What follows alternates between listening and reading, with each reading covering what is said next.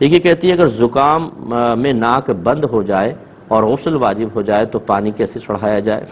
دیکھیں وہ ناک بند ہوتی ہے سانس کے اعتبار سے کہ آپ کو سانس پورا نہیں آتا، پانی آپ کھینچیں گے تو یہاں تک پہنچ ہی جائے گا، اور فرض کر لیں بالکل ہی نتھنے بند ہو گئے ہیں اور سانس بھی نہیں کھینچا جا رہا بالکل، تو آپ جتنا بس وہ زیادہ زیادہ اوپر اس طرح پریشر سے کریں، جتنا اوپر تک پانی چڑھ جائے وہ کافی ہے، انشاءاللہ کچھ بھی نہیں ہوگا۔ اور یہ بھی ذرا دیکھ لیجئے گا کہ اگر فرض کر لیں ڈاکٹر منع کرتے ہیں، بعضوں کو دائمی نزلے کی بیماری ہوتی ہے، اس میں ڈاکٹر یہ کہتے ہیں اگر آپ ناک میں پانی ڈالیں گے تو آپ کے یہ بیماری شدت اختیار کر جائے گی، ایسی صورت میں تو پھر بالکل ہی ہلکا سا بس لگا لیں کافی ہے، اوپر تک نہ چڑھائیں کیونکہ حرج شریعت نے معاف رکھا ہے۔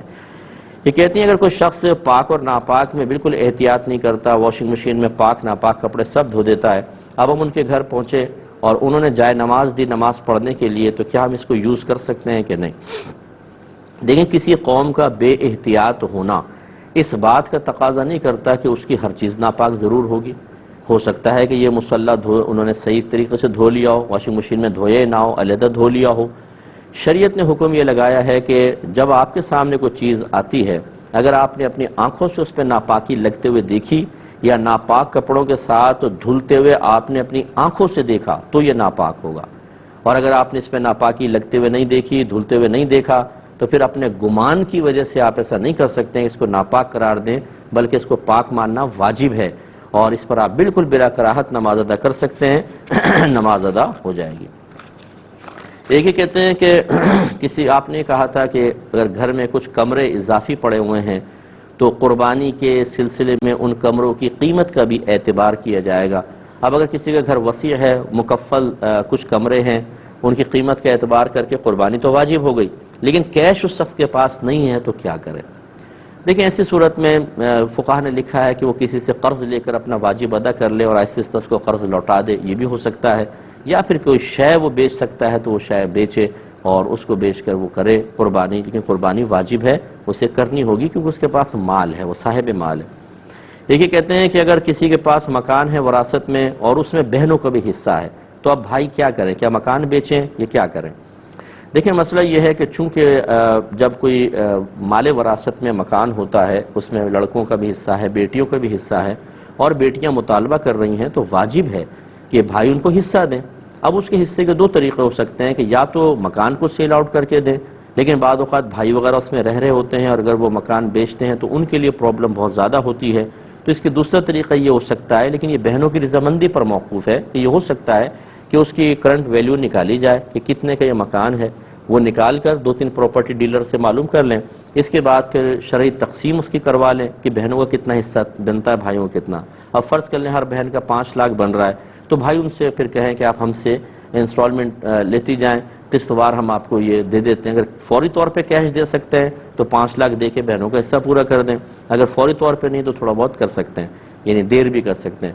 لیکن اس میں شرط کیا ہے؟ بہنیں راضی ہوں۔ اگر وہ کہتی ہیں ٹھیک ہے ہم بھائیوں کو تکلیف نہیں دینا چاہتے، کہاں بھی بچوں کو لے کے جائیں گے، اور مہلت دیتی ہیں تو کوئی حرج نہیں، لیکن اگر ان کو بھی فوری مال کی ضرورت ہے تو یہ کوئی شرعی عذر نہیں ہے کہ جی ہم تو اس میں رہتے ہیں، اگر رہتے ہیں تو دوسرے کا بھی تو حق ہے نا اس میں۔ یہ تو ایسا ہے جیسے میں اپنے بیوی بچوں کو لے کے کسی کے مکان پہ قبضہ کر لوں اور وہ کہے کہ مجھ سے مکان خالی کرو، میں بولوں اپنے بیوی بچوں کو لے کے کہاں جاؤں بھائی؟ تو بھائی یہ کیا بات ہوئی؟ اس کا مکان ہے، آپ خالی کریں اس کا۔ اسی طرح بہنوں کا چونکہ حق ہے تو ان کا حق دیں، یعنی آپ اپنے فائدے کے لیے بہنوں کو تکلیف میں ڈالیں، آپ کو فائدہ ملتا رہے، یہ صحیح طریقہ کار نہیں ہوتا ہے۔ لیکن جیسے میں نے حد اعتدال بیان کی یا ایک معتدل صورت بیان کی کہ بہنوں کو بھی خیال کرنا چاہیے کہ بھائی بھی بچوں کو لے کے اگر کرائے کے مکان پہ جائے گا تو آج کل فی زمانہ ایڈجسٹمنٹ بہت ہی زیادہ مشکل ہو جاتی ہے، لائف ڈسٹرب ہو جاتی ہے، دونوں ایک دوسرے کا خیال کریں، یہ بیسٹ وے ہے۔ ایک ہی کہتے ہیں کہ اگر بیوی اور ماں میں جھگڑا ہو جائے تو بیٹا کس کا ساتھ دے، بیوی کا دے یا ماں کا دے؟ دیکھیں پہلی بات تو یہ کہ ہم اکثر یہ مشورہ دیا ہے کہ عورتوں کے جھگڑے میں ایک تو حقیقت سامنے نہیں آتی ہے، کیونکہ ہر عورت جو ہے وہ اپنے بیٹے کو، ماں بیٹے کو اور بیوی شوہر کو اپنے طرف مائل کرنے کے لیے صحیح معاملہ کبھی بیان نہیں کرے گی۔ جھوٹ اور مطلب یہ کہ غلط بیانی، سامنے والے کا سارا قصور بیان کرنا، اور اس کے لیے پھر انداز ایسا کہ آنسو بھی نکل رہے ہیں اور رونا پیٹنا بھی ہے، تو بیچارہ شوہر کیا کرے؟ تو یہ عورتوں کا یہ مسئلہ معروف ہے، مطلب یہ کہ کوئی بھی ایسا نہیں ہوگا، مرد بھی ایسا نہیں ہوگا کہ وہ اپنا قصور خود مان لے کہ جی میں قصوروار ہوں، اور عورتیں تو کبھی نہیں مانتی، نہیں، سارا قصور ساس کا ہے، ساس کہتی ہے کہ کوڑے کی جڑ یہ بہو ہے۔ اب ایسی صورت میں آپ کیسے صحیح فیصلہ کر سکتے ہیں؟ اس لیے بہت بہتر یہ ہے کہ آپ پہلی بات تو یہ کہ کبھی بھی ماں اور بیوی کو سامنے بٹھا کر فیصلہ کرنے کی کوشش نہ کریں، یہ ایک امتحان ہوگا بہت بڑا۔ علیحدہ علیحدہ دونوں کی بات سنیں، ون سائیڈڈ بات سن کر بھی کوئی فیصلہ نہ کریں، اس میں اکثر زیادتی ہوتی ہے۔ والدہ کی بھی سنیں، بیوی کی سنیں، پھر غور کریں کون غلطی پر ہے، اور پھر علیحدگی میں جو غلطی پر ہو اس کو پیار محبت سے علیحدگی میں سمجھائیں۔